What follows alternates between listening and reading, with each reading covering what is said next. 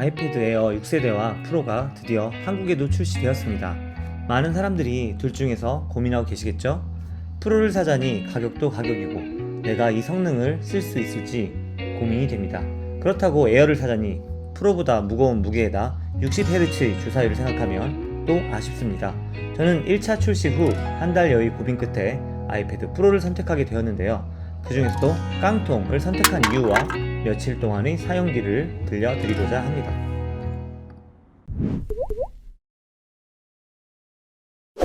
왜 프로인가? 이번에 새롭게 채택된 텐덤 OLED가 너무나 관심을 끌었던 것이 사실입니다. 물론 아이패드 에어 대비 높은 가격이기는 하지만 M4 칩이 채택된 최초의 모델이라는 것과 더욱 가벼워진 무게 그리고 두께가 관심을 끌었습니다. 절대 성능을 다 못 쓸 거라고 말씀하시는 분들이 많으신데요. 스포츠카를 타고 반드시 트랙을 나가야 하는 것은 아니죠. 동네 마실도 다닐 수 있다고 생각합니다. 오히려 고급 스포츠카와 서민차의 차이보다는 프로와 에어의 가격 차이가 적게 느껴지죠. 이런 말도 안 되는 논리로 본인을 설득합니다. 가격. 우선 가격적인 부분을 따졌습니다. 저는 유니데이즈 교육 할인을 받아 135만원에 11인치 기본 모델을 구입하였는데요. 만약 최고의 옵션을 선택한다면 애플 펜슬과 애플 케어, 키보드를 제외하더라도 거의 400만원에 육박하는 가격이 되는데요. 이 정도의 가격을 지불한다면 맥북 프로의 가격에 근접하게 됩니다. 가성비가 너무 떨어진다는 느낌인데요. 그래서 어중간한 옵션을 선택하기보다는 아예 깡통을 선택하기로 합니다.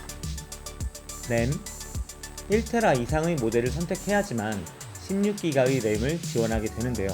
만약 이 모델을 구입하게 된다면 60만원 이상의 추가 비용을 지불해야만 하는 결과가 됩니다. 마치 자동차의 옵션이 독립적으로 되어 있지 않아 아쉬웠던 기억을 되살아나게 했는데요. 저는 애플의 상술에 넘어가지 않기로 했습니다. 물론 앞으로 아쉬워질 때도 오겠지만 저는 이 아이패드로 그다지 헤비한 작업은 하지 않기로 마음먹었습니다. 화면 크기 13인치와 11인치는 너무나 큰 고민입니다. 각각의 장단점이 너무도 분명하기 때문이죠. 결국 의견들을 종합해보면 11인치는 휴대성의 강점이 있으며 13인치는 앉아서 작업을 진득하게 했을 때 큰 강점을 보입니다. 두 개 다 각각의 장점이 있지만 11인치를 선택하는 게 맞다고 생각했습니다. 본격적인 작업은 어차피 맥북을 활용하면 된다고 생각했고요. 슬링백을 비롯한 작은 가방에도 쏙쏙 들어가는 11인치가 더 활용성이 크다고 판단했습니다. 가격이 저렴하다는 것은 결정적인 선택 요인이죠. 저는 그래서 깡통으로 가기로 합니다. 120Hz, 60Hz만 사용하셨다면 못 느끼셨을 겁니다. 120Hz의 부드러움을요. 단 한 번만이라도 프로에서 필기를 해보거나 그림을 그려보시면 프로를 원하게 되실 겁니다. 프로 깡통만 사더라도 당연히 이 부드러움을 가질 수 있는 겁니다. 용량, 제가 직전에 사용한 모델이 아이패드 에어 4세대였는데요. 역시 깡통 모델이었기에 64기가 용량을 갖고 있었습니다. 처음에는 그다지 부족함을 느끼지 못했지만 종이책에서 이북으로 전환을 하게 되면서 용량의 압박이 점점 느껴지더라고요. 하지만 이번 프로에서는 256기가의 기본 용량을 채택하고 있기에 전혀 부족함 없이 사용할 수 있다고 판단하게 되었습니다. 만약 부족하다면 외장 하드를 사용하면 되고요. 어차피 큰 작업은 맥북에서 하면 되니까요. 용량 욕심은 내지 않기로 합니다. 더 적은 무게에 같은 성능, 어릴 적 보았던 가제트의 여자 주인공이 들고 다녔던 작은 책 모양의 컴퓨터를 기억하시나요? 그리고 지금은 노트북 사업을 접었지만 아주 작은 크기와 멋진 디자인으로 시선을 끌었던 소니 바이오의 노트북들도 기억하실 겁니다. 너무나도 갖고 싶었지만 범접할 수 없는 가격으로 침만 흘렸었는데요. 그래서인지 저는 작은 크기를 선호하게 되었습니다.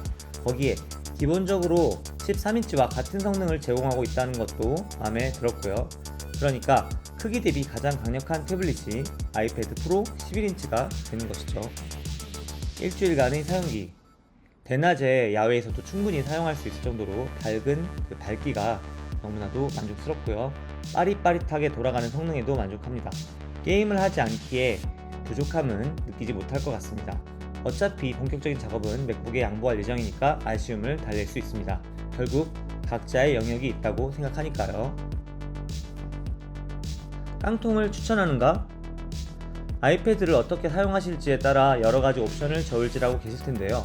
150만원은 충분히 큰 지출이며 여기에서 더 쓴다는 것은 용납이 되지 않았습니다. 높은 사양으로 구입하여 300만원을 넘게 지출하기보다는 이 돈을 세이브하여 앞으로 나오게 될 맥북에 투자하고 아이패드는 가벼운 스케치 작업에 사용하는 것이 더 합리적일 거라고 생각합니다. 물론 이 정도도 아까운 지출이라고 생각하실 분도 계실 텐데요. 저는 이 깡통에서 M4의 성능을 체험하면서 높은 가성비를 느낄 수 있었습니다. 깡통이 영어로 캔이잖아요.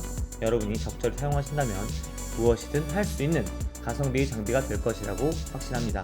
이 영상이 고민 중인 분들에게 도움 되셨길 바라면서 마치겠습니다. 그럼 안녕!